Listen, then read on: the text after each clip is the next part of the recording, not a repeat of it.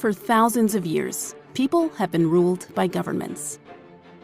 These bodies of power make rules that organize society and are meant to protect it from danger. Many different forms of government have taken shape, from structures where power is concentrated in the hands of one person to those where power is shared among many.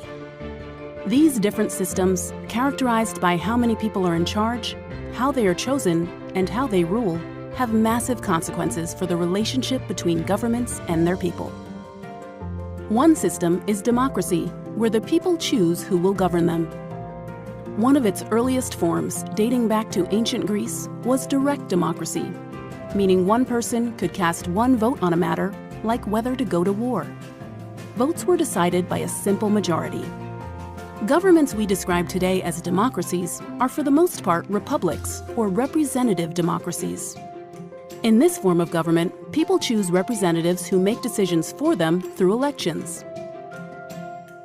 The democracies found around the world today can generally be sorted into three categories: presidential, parliamentary, and presidential-parliamentary mixes. In presidential democracies like the United States, people vote on who should be the leader of the country, the president. And they also separately vote on who should represent them in the legislature, Congress. Sometimes, the president and the majority of the legislators in Congress belong to different political parties. Meanwhile, in parliamentary democracies like the United Kingdom, people only vote for members of their legislature, called members of parliament. If a majority of the legislators belong to a single party, or if multiple parties join together to form a ruling coalition, then they appoint one member of parliament from within their party or coalition to become prime minister, the leader of the country. And there are countries with something in between. In the case of France, the people directly elect the president and most legislators. But then the president appoints a less powerful prime minister who works with the legislature to make laws and help run the government. These governments tend to have rules on what they can and cannot do. And in healthy democracies, there is typically an independent court system and a free press. These institutions provide checks on government power and can protect the rights of citizens. Also, many democracies, including the United States, operate with a system known as federalism, where certain powers, like providing schooling and safety, are designated to local governments, limiting the national government's power.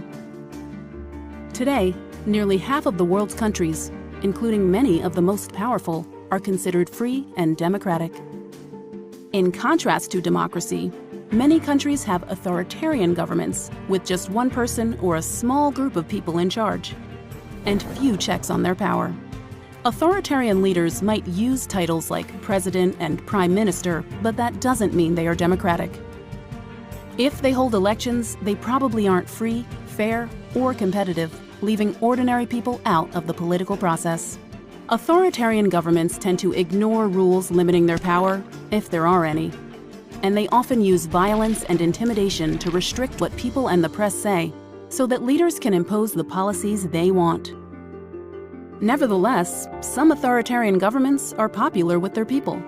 They might see their government's decisive leadership style as superior to that of slow-moving democracies, and believe authoritarian governments can better promote economic growth and order at home, or expand influence abroad, even if it means sacrificing some personal liberties.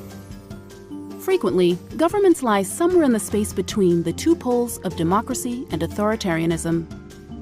These governments may win real elections, but ignore minority rights, or they might manipulate elections, but uphold some democratic values. Regardless of the system, a country's form of government is never set in stone.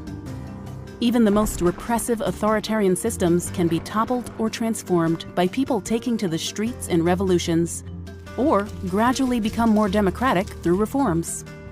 At the same time, strong democracies can drift toward authoritarianism, a process that is often referred to as democratic backsliding.